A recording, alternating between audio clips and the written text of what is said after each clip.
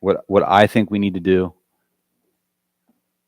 in all this and gathering together is we need to get rid of this idea that everything is just coming to an end in our lifetime.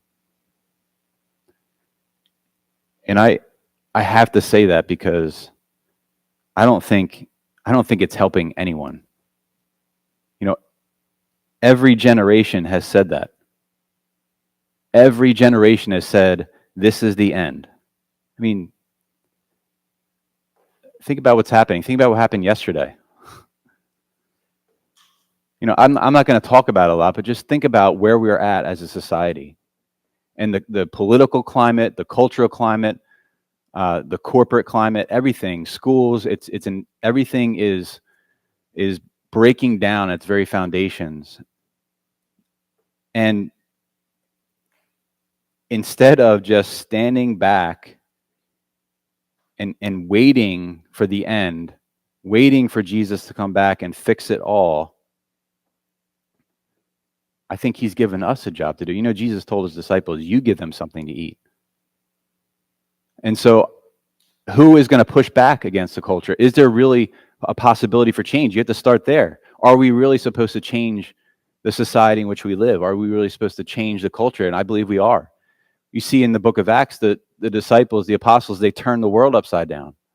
And you say, well, look at everything around us. We're on the brink of Armageddon. Well, guess what? The world is always on the brink of Armageddon. Always. Do you know why? Because men are sinful and greedy and desire power and wealth and status that they don't care who or what stands in their way. The problem isn't, as I was reminded Wednesday night, the problem isn't that they're seeking to conquer the world and take dominion. That's not the problem. The problem is that desire has been loosed from the Lord Jesus Christ.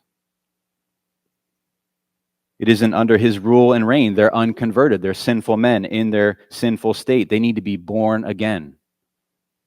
Just like each one of us, they need to be born again. And they aren't going to be born again if the church is sitting around waiting for the skies to open up. Christ has told us what is good. If we love our neighbor, we should want to see them come to know the love of Jesus that brings them into his family, that we've been adopted into. If we love our enemies, we should want them to experience the mercy of God that changes their heart into one that wants them to show mercy. We're called to stand firm. We're called to hold the ground and dig in our heels and say, like God said to the seas, no farther. No farther. He set their bounds. But it may cost us, and it may cost us a lot. But God is faithful, and he will not abandon us. He will not forsake us.